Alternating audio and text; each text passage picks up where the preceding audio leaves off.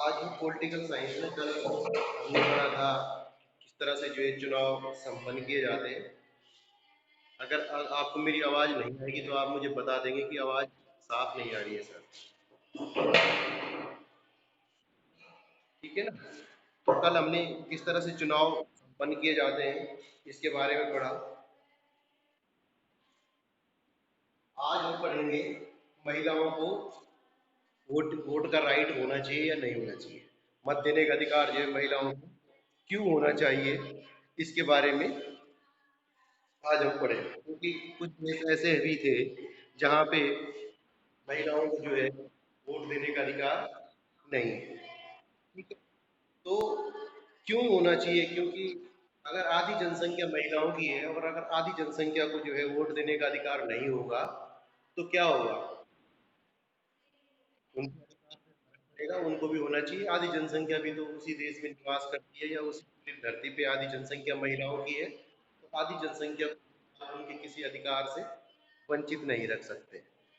पहला रीजन अगर आप पूछ सकते हो कि भाई महिलाओं को जो है वोट देने का अधिकार राइट क्यों होना चाहिए, तो इसके लिए क्या है कि दोनों जो है प्रकृति में समान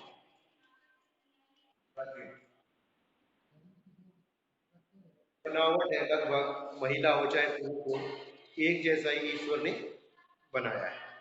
इसलिए जो है और जो है बुद्धि दी है, योग्यताएं दी हैं। ठीक है ना। तो इस तरह से जो है एक तरह की जब हमारी बनावट है, जीवन पर भी जो है जितने भी कानून बनते हैं सबका जो है महिलाओं पे भी उतना ही प्रभाव पड़ता है और पुरुषों पे भी उतना ही प्रभाव पड़ता है। तो इसलिए जो है पुरुष को ही क्यों, महिला को भी जो है वोट देने का अधिकार होना चाहिए। बिल्कुल राइट टू वोट होना चाहिए, वुमेन्स के लिए भी कंपलसरी होना चाहिए। क्योंकि जो हमारा संविधान है, हमारे नियम कानून है, वो सब पे एक समान रूप से लागू होते हैं, चाहे महिला हो या पुरुष हो या जेंट्स हो। फिर दूसरा क्यों जरूरी है कि अन्य क्षेत्रों में भी पुरुषों के समान।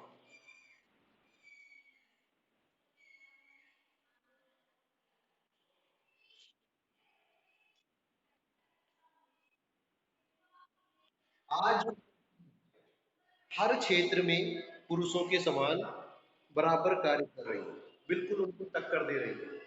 चाहे कोई सा भी फील्ड हो, आप मेडिकल लाइन करिए, आप इंजीनियरिंग का फील्ड करिए, आप टीचिंग में देखिए, अध्यापन में आज जो है पुरुषों की तुलना में महिलाएं ज़्यादा है। ठीक है। तो हाँ, हर जगह जो है पुरुषों से जो है पुरुषों के बराबर योग्य सिद्ध हुई है। चाहे आप हमारी आर्मी में भी जो है महिलाओं की एंट्री होनी शुरू हो गई है। चाहे कोई सी भी आप फोर्स हो, एयर फोर्स हो, कोई मतलब ऐसा कोई स्थान नहीं रहा, कोई जगह नहीं रही जहाँ पे जो है स्त्रियां पुरुषों के बराबर काम नहीं कर रही। इसलिए जो है उनको वोट देने का तर्क संगत है। और तीसरा बात आती है यहाँ पे कर्तव्य पालन।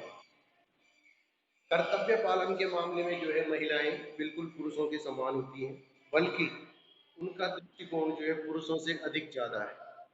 वो पुरुषों के समान जो है अपने कर्तव्य का पालन करते हैं। चाहे ये भी कहने का बात है कि पुरुष जो है महिला से शक्तिशाली होता है, ये मान्यता है कि भाई ताकत के मामले में ज़्यादा होता है। लेकिन आज जो है कहीं न कहीं, किसी न किसी रूप में जो है महिलाएं बिल्कुल बराबरी की टक्कर उनको दे रही हैं। इनको कहा नहीं जा सकता कि ये शारीरिक रूप से दुर्बल है, ऐसा कहना अनुचित होगा। क्योंकि महिलाएं भी जो है पुरुषों के समान अपने कार्य को कर सकती हैं, अपने कर्तव्य का पालन करती हैं। तो महिलाओं को भी जो है ये अधिकार होना चाहिए। ठीक है। फिर दृष्टिकोण।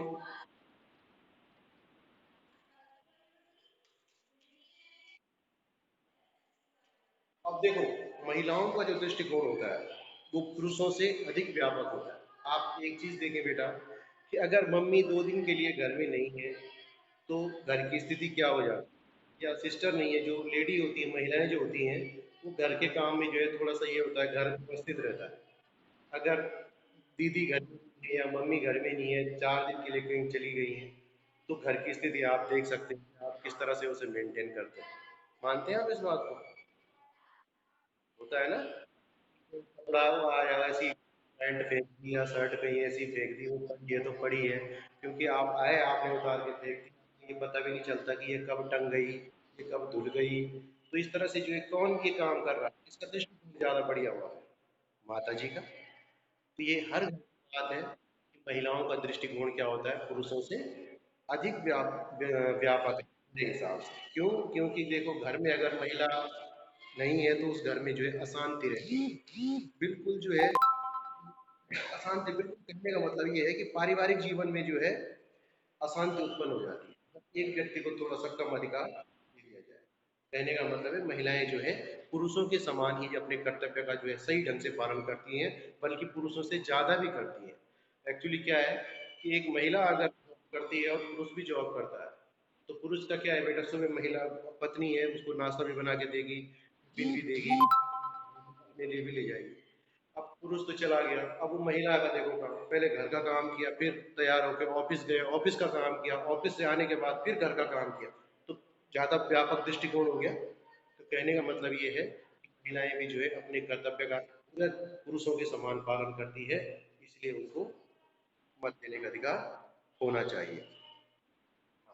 फिर स्त्रियों का जो स्वभाव होता है, स्वभाव की बात, अब क्या होता है, माना हम लोग हैं जल्दी से हाइपर हो जाते हैं, कुछ कभी भी कहीं कुछ भी बोलते हैं। महिलाएं क्या होती है, वो बहुत समझदार होती है, जो भी बोलती सोच समझ के बोलती हैं कि इसका परिणाम, मतलब परिणाम देख के जो है वो आगे अपनी बात करती है।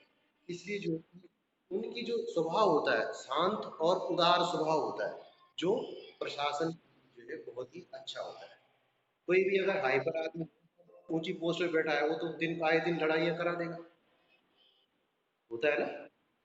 अब हमारे पीएम है या कोई भी है, उसको तो एक दिन में लोग कितनी गालियां देते हैं कि नहीं देते हैं। अब हमारे मुख्यमंत्री को ही लगा लो, मुख्यमंत्री को लोग कितनी बातें बोलते हैं, बहुत गालियां देते हैं, भारत नारे लगाते हैं, लेकिन उसको सब पता है। लेकिन वो चाहे तो किसी को भी डंडे मरा सकता है, लेकिन ना, क्योंकि उसको पता है मराए देगा, बोल उसके पास तो पावर है कि मारो डंडे, लेकिन नहीं मराता है। क्यों? शांत रखना, जितना आदमी ऊंची पोस्ट पे उसको उतने ज्यादा गंभीर होना है। तो महिलाओं का स्वभाव बड़ा गंभीर होता है, राजकाज के लिए बड़ा उपयुक्त स्वभाव माना गया है, सही जो होता है, इसलिए उनको भी वोट देने का अधिकार होना चाहिए। अब इससे क्या होता है, देने का अधिकार, अगर स्त्रियों को वोट देने का अधिकार होगा, राइट टू वोट होगा, तो महिलाओं का जो है क्या होगा, इसमें स्वतंत्रता की भावना का विकास होगा, उनको जो है उनका आत्मविश्वास बढ़ेगा। अगर माना एक आदमी जिसको वोट देने का अधिकार ही नहीं है, घर के अंदर ही बैठा है, तो उसकी जो है वो स्वतंत्रता की बात उसके मन में आ ही नहीं सकती, उसका जो है आत्मविश्वास बढ़ ही नहीं सकता।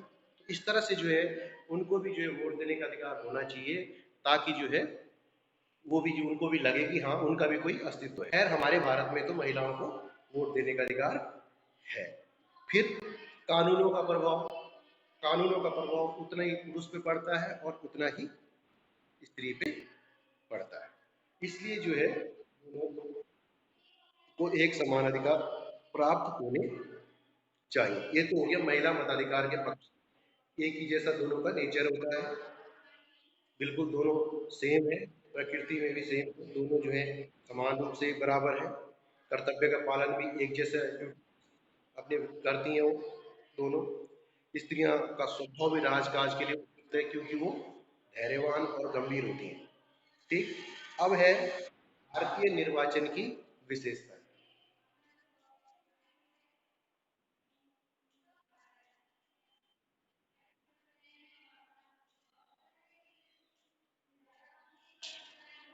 निर्वाचन, इलेक्शन जो हमारे भारत में होते हैं, उनमें क्या खास बात होती है, क्या आप देखते हैं, इलेक्शन देखे हैं आपने, होते हुए देखे हैं। हाँ, क्या क्या क्या आपने उसमें क्या समझे आप उसमें, कुछ दिखा आपको जो अलग दिखा हो।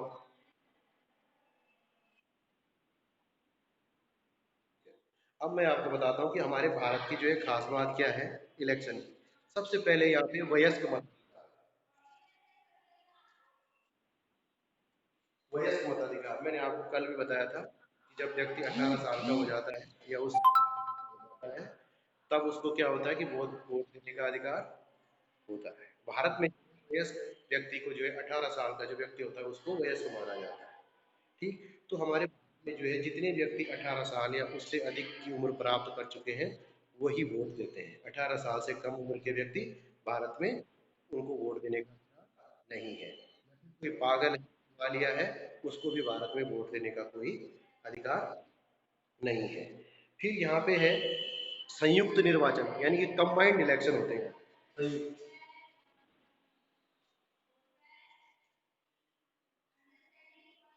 संयुक्त निर्वाचन कंबाइंड मतलब ऐसा नहीं कि आज मथुरा वाला के चुनाव हो रहे हैं, आज बंजारा वाला के हो रहे हैं, आज विकास नगर में हो रहे हैं, ऐसा नहीं है। भारत में जो है चुनाव एक साथ होते हैं, एक ही बार इंडिया में।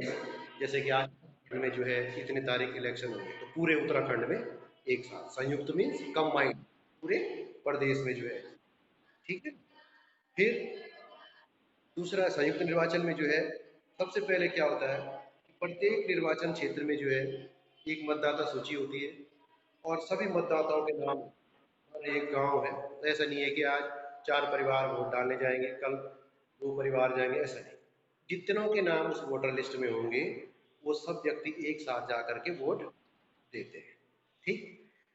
अगला है अनुसूचित जातियों और अनुसूचित जनजातियों के लिए स्थान। आपने एक चीज देखा होगा कि इलेक्शन में क्या बोलते हैं, इस बार महिला सीट है, बोलते हैं इस बार जो है ओबीसी वाले को सीट है, इस बार जो है शेड्यूल शेड्यूल कास्ट वालों के लिए सीट है। आता है ना आरक्षण कि भाई इस बार सीट हो रखी भाई हमारे यहाँ की महिला लड़ेगी, होता है ना, ऐसा सुना होगा, सुना है आपने। उसी तरह से जो है हमारे संविधान निर्माताओं ने अनुसूचित जातियों, जनजातियों और महिलाओं के लिए आरक्षण की सुविधा की है। आरक्षण मीन्स कि अगर ये व्यवस्था नहीं होगी तो महिलाओं को चुनाव लड़ने नहीं दिया जाएगा। मानते हैं आप? और अगर गवर्नमेंट ने फिक्स कर दिया कि भाई इस बार जो है बंजारा वाला सीट से जो है महिला लड़ेगी तो महिला ही लड़ेगी, तब चाहे वो किसी की भी मतलब नेता की पत्नी हो या कोई और हो, लेकिन महिला सीट है तो उसमें महिला ही लड़ेगी। इसके व्यवस्था पहले ही जो है हमारे शासन द्वारा कर दी जाती है। अगर नहीं करेंगे तो पुरुषों का वर्चस्व रहेगा। तो इसलिए जो है उसमें अनुसूचित जनजातियों और महिलाओं के लिए स्थान जो है बिल्कुल सुरक्षित रखे जाते हैं कि इतने चीजों जगह पे जो है इतने व्यक्तियों का चुनाव इतने अनुसूचित जाति से होगा, इतने महिलाओं से होगा। ठीक है बेटा। अगला है प्रत्यक्ष निर्वाचन, डायरेक्ट इलेक्शन होते हैं, बिल्कुल जो हम चुनते हैं वो। आप देखा होगा कि जाते हैं हम वोट देते हैं, जिसको हमारा मन हो हम उसी को उसके आगे वोट या उसके आगे बटन दबा देते हैं। प्रत्यक्ष रूप से डायरेक्ट दे रहे हैं ना हम लोग, हमारी तरफ से कोई व्यक्ति जो है वोट डालने नहीं जाता है। अगला है निष्पक्ष और स्वतंत्र। निष्पक्ष है, ऐसा तो कोई है नहीं कि मजबूर करता नहीं। हम जैसे वोट डालने जाते हैं तो हमें हमारी गर्दन पकड़ के कोई हमें कहेगी नहीं नहीं तूने कमल पे मोहर लगानी है, तूने हाथ पे मोहर लगानी है, ऐसा कुछ नहीं, हमारी मर्जी है। निष्पक्ष और स्वतंत्र हम जो है वोट देने के लिए है। फिर अगला खासियत क्या है, गुप्त मतदान।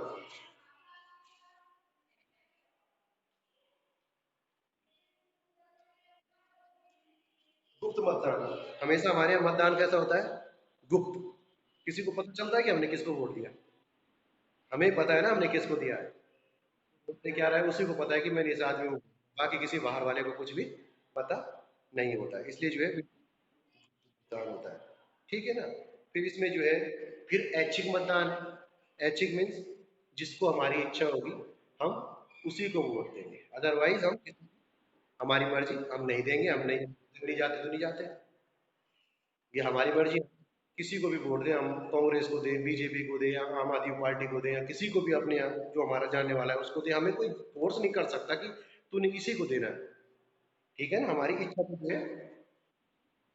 फिर हमारे यहाँ जो है एक निर्वाचन आयोग इलेक्शन बनाया गया है, वो जो है लोगों की देख रेख करता है, वो इस बात का ध्यान रखता है कि कहीं चुनाव में जो है धन का उपयोग तो नहीं हो रहा है, कोई वोट खरीद तो नहीं रहा है, पैसे के बल पे कोई खरीद फरोख्त तो नहीं कर रहा है। तो इस तरह की जो है चीज़ों के लिए हमारे पास एक चुनाव आयोग भी होता है। ठीक। और जो चुनाव संबंधी जो भी कानून बनाते हैं, जो भी एक्ट, जो भी लॉज बनते हैं जो इलेक्शन से रिलेटेड होते हैं, उसको बनाती है बेटा हमारी पार्लियामेंट। अगर कभी क्वेश्चन आ गया कि चुनाव से संबंधित जो है कानून बनाने का अधिकार किसको है, तो आप लिखेंगे संसद को है, पार्लियामेंट। ठीक है जी।